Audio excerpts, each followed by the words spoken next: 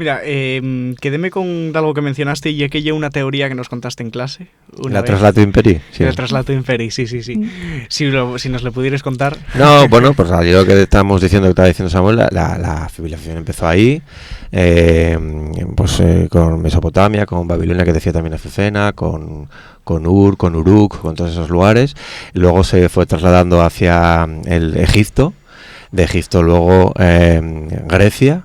Luego cuando llegó la romanización, la conquista de Roma, que pues conquistó, evidentemente se quedó con Grecia, se quedó con Israel, se quedó con Egipto, aunque un poco antes también a esa zona original de Mesopotamia, pues hasta ahí llegó Alejandro Magno porque tenía y sabía lo que había por allí, y después de Roma pues ya sigue todo trasladando el imperio, pero el imperio no como territorio, sino como la esencia del poder, siempre hacia Occidente.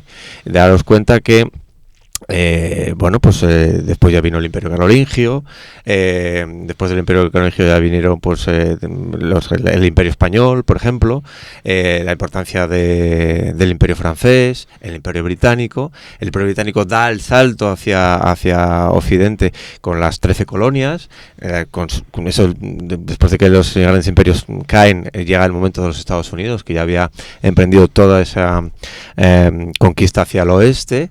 Y teóricamente ahí se ha quedado.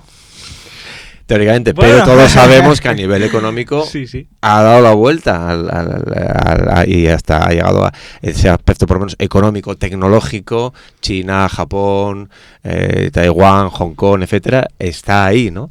Entonces, bueno, está a punto, por lo menos a nivel económico, de volver hacia esa zona mesopotámica, ¿no?